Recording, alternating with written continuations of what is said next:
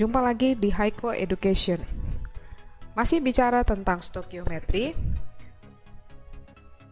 tapi kali ini kita akan membahas bagaimana menghitung kadar unsur di dalam satu senyawa. Jadi seandainya ada diketahui senyawa dengan rumus molekul PXQY, nah kadar P, jadi kalau senyawanya PXQY berarti dia ada unsur P dan unsur Q ya. Kalau X dan Y-nya ini indeks. Berarti kadar P di dalam senyawa PXQY adalah X kali AR-nya P. X itu maksudnya indeksnya P ya.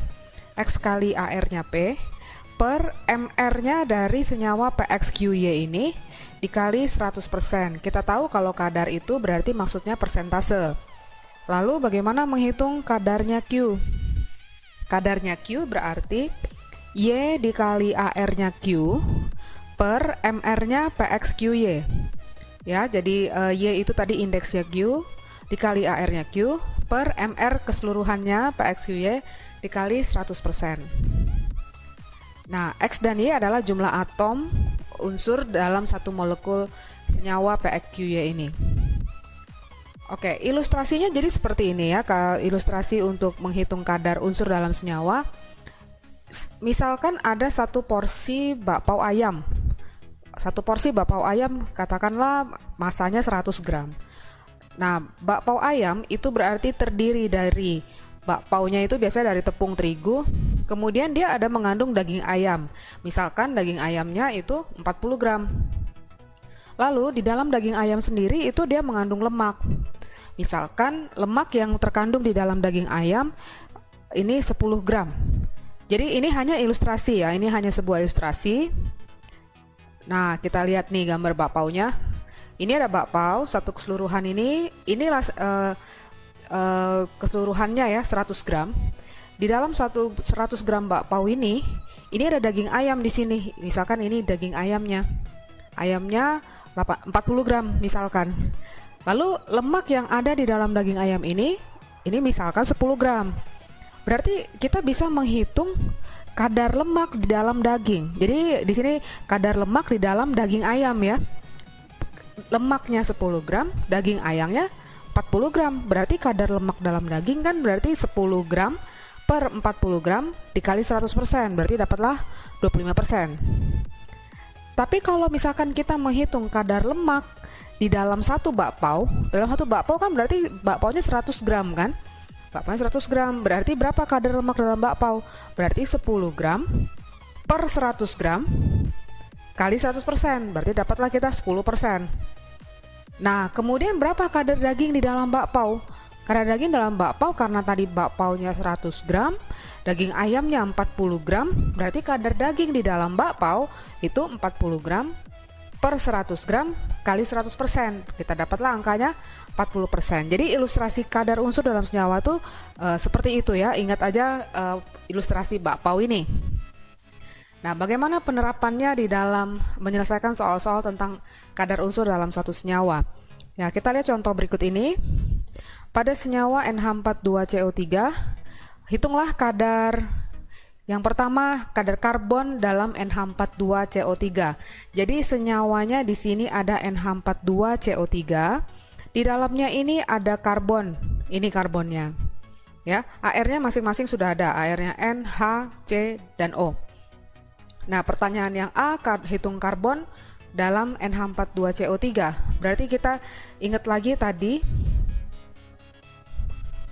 ini ya, kadar P di dalam senyawa PXQY itu tadi X kali AR-nya P per MR PXQY kali 100%. Berarti kalau kita kembali ke sini, kadar karbon dalam NH42CO3 berarti 1 dikali AR-nya C. AR-nya C itu 12 per MR-nya 96 ya. Ini MR-nya tinggal dihitung ya. Menghitung MR bisa lihat dari video yang pertama ya, video kita yang sebelumnya sudah ada menghitung MR kali 100%. Nah, dari hitungan ini dapatlah angkanya 12,5%. Kemudian pertanyaan yang B, menghitung kadar oksigen di dalam NH42CO3. Oksigen berarti ini Nah, berarti kadar O di dalam NH42CO3 itu 3 dikali AR-nya O. AR-nya O tadi 16 per MR-nya NH42CO3 96 dikali 100%. Dapatlah hasilnya 50%.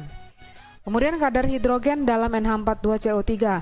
Hidrogennya berarti di sini ada 8 atom ya. Jadi karena dia NH4 2 kali CO3, berarti hanya ada 8. Berarti kadar H dalam NH42CO3 8 kali AR-nya H itu 1 per MR tadi 96 kali 100%. Kita dapat angkanya 8,333%. Nah, misalkan pada contoh yang tadi ya, tetap contoh yang NH42CO3, misalkan diketahui masanya NH42CO3 192 gram, maka kita bisa menentukan massa karbon di dalam NH42CO3 dengan cara, jadi tadi kalau kita menghitung kadar, kan kita pakai persen. Sekarang kita pengen hitung berapa masanya karbon di dalam NH42CO3 yang masanya 192 gram. Berarti massa C dalam NH42CO3 ini bisa kita pakai yang kadar tadi itu, rumus yang kadar, jadi 1 kali AR-nya C per MR-nya NH42CO3, tetapi bukan dikali 100% karena dia minta masanya kan. Berarti kita kali aja dengan masanya ini, NH42CO3 ini, massa senyawanya 192 gram. Nah, jadi 1 kali 12 per 96 kali 192 gram, dapatlah hasilnya 24 gram. Berarti massa karbon di dalam NH42CO3 itu 24 gram. Nah, dengan cara yang sama kita bisa menghitung massa hidrogen, massa nitrogen, massa oksigen di dalam NH42CO3. Jalannya sama seperti ini ya. Oke, nah sekarang kita mau lihat pembahasan soal ini. Yang pertama, berapa gram massa nitrogen yang terdapat dalam 528 gram amonium sulfat? Amonium sulfat rumusnya ini, NH42SO4, AR-nya masing-masing semua sudah dikasih tahu. Nah, ya ini seperti contoh yang sebelumnya tadi ya, diketahui dalam massa. Berarti kita lihat massa nitrogen dalam amonium sulfat, berarti amonium sulfat NH42SO4, N-nya berarti ada 2 kali, jadi berarti 2 kali AR-nya N per MR-nya ini semua NH42SO4 dikali 528 gram. 528 gram itu berarti masanya amonium sulfat.